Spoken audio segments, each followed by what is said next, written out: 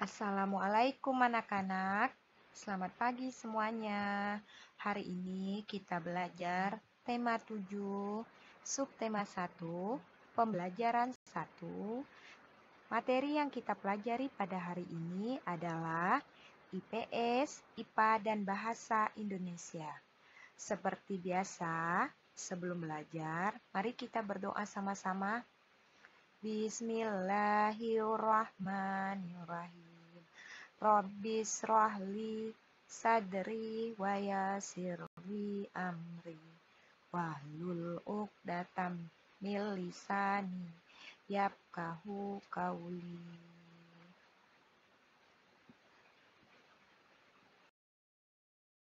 Baik anak-anak, pertama kita akan membahas materi IPS, yaitu kedatangan bangsa Eropa ke Indonesia.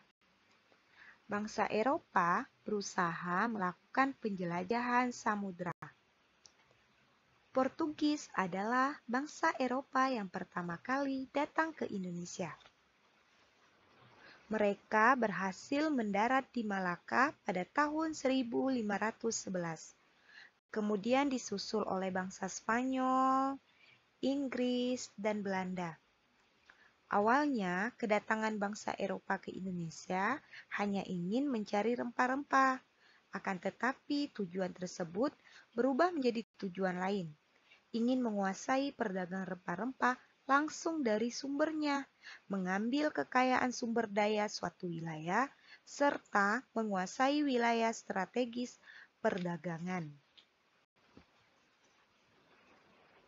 Nah, ini faktor-faktor yang mendorong bangsa Eropa melakukan penjelajahan samudra yang juga kita kenal dengan semboyan 3G, yaitu gold, gospel, dan glory. Faktor yang mendorong bangsa Eropa melakukan penjelajahan samudra pertama, adanya keinginan mencari kekayaan. Kekayaan yang mereka cari adalah rempah-rempah. Sekitar abad 15 di Eropa, harga rempah-rempah sangat mahal. Mereka membutuhkan rempah tersebut untuk industri obat-obatan dan juga bumbu masak.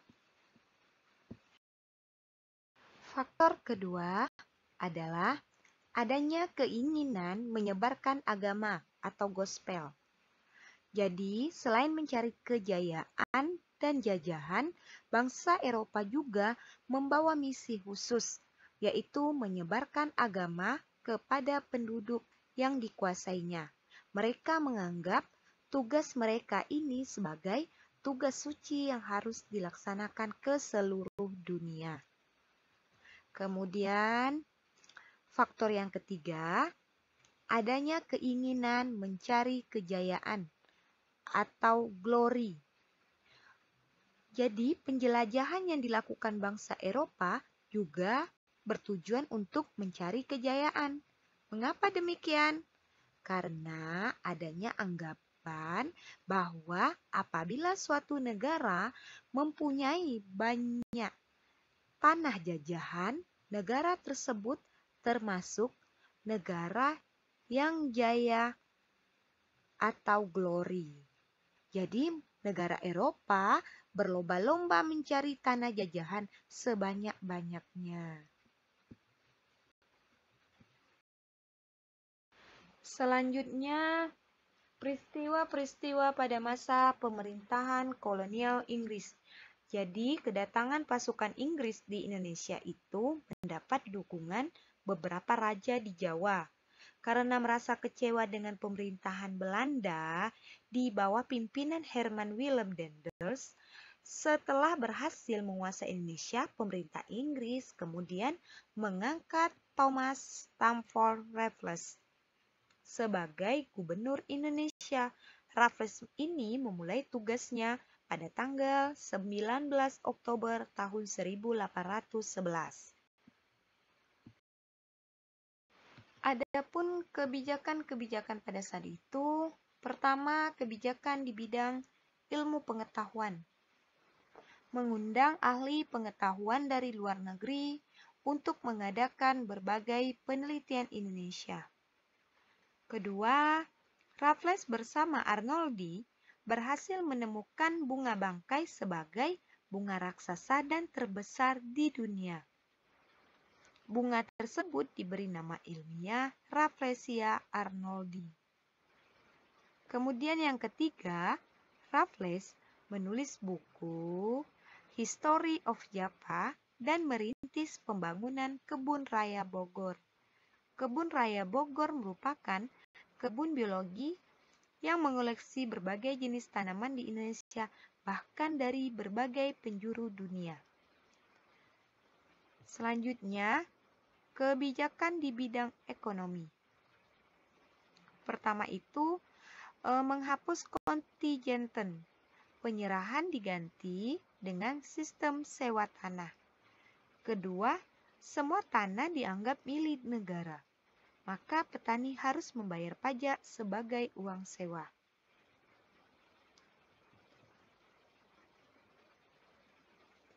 Selanjutnya, upaya Raffles menerapkan sistem pajak tanah mengalami kegagalan. Itu disebabkan karena beberapa faktor, di antaranya, pertama, sulit menetapkan besar kecilnya pajak bagi pemilik tanah, karena tidak semua rakyat mempunyai tanah yang sama. Kedua, keterbatasan pegawai-pegawai Raffles. Ketiga, masyarakat desa belum mengenal sistem uang.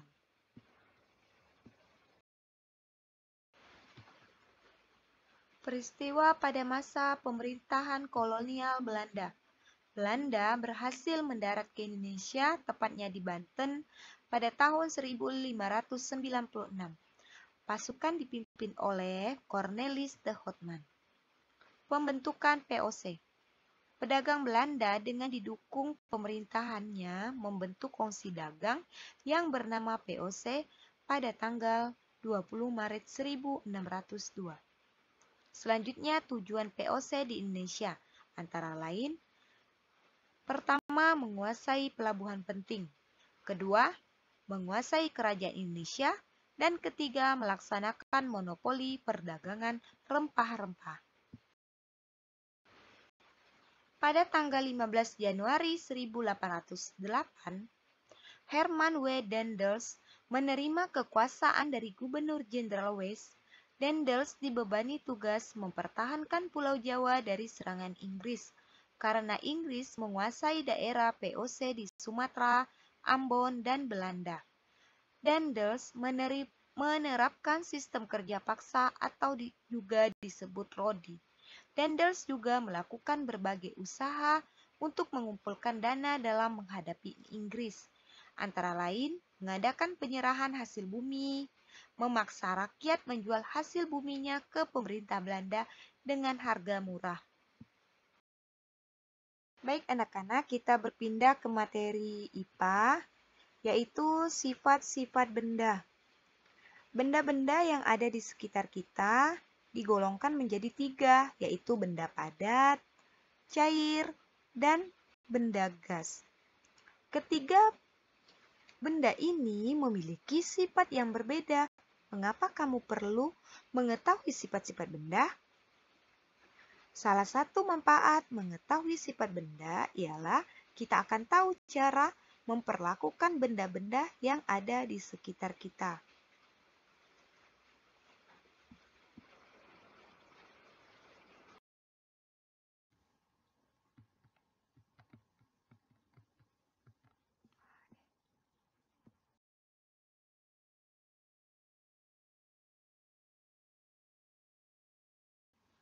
Perubahan wujud benda.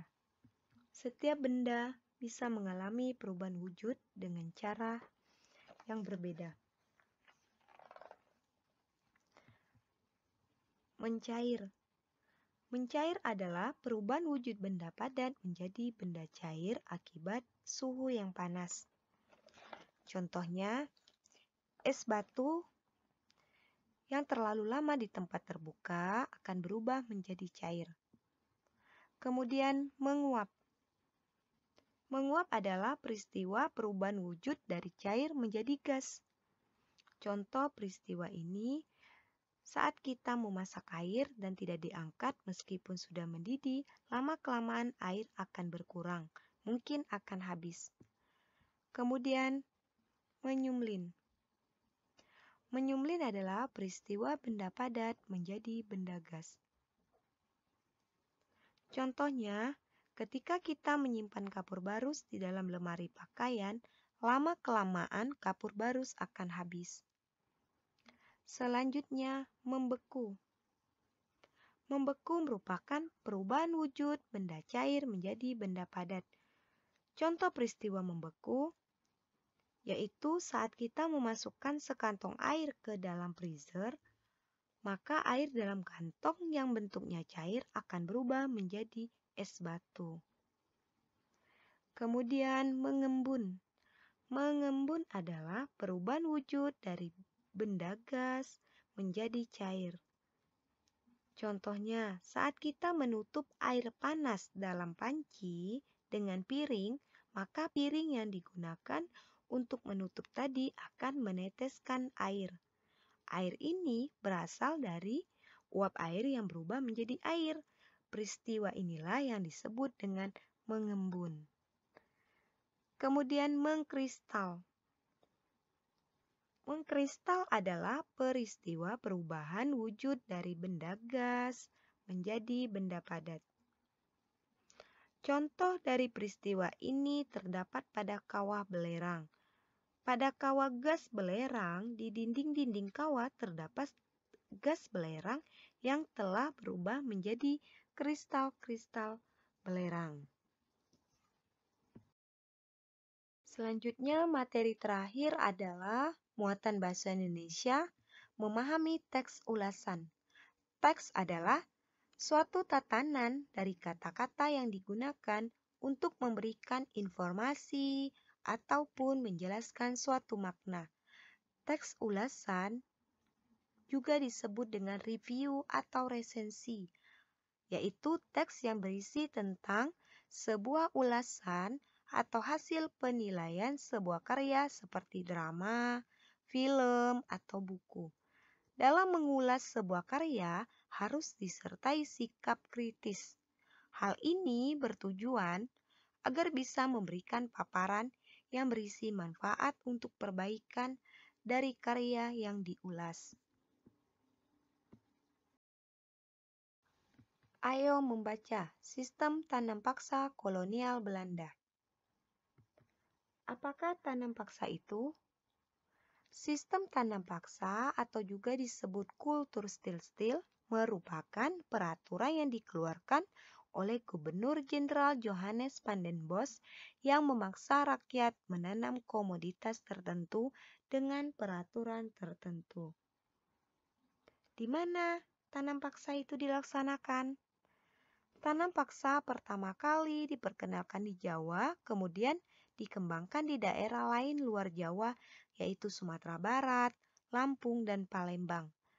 Tanam paksa dilaksanakan sejak tahun 1847 ketika penduduk yang telah lama menanam kopi secara bebas, kemudian dipaksa menanam kopi untuk diserahkan kepada pemerintah kolonial Belanda.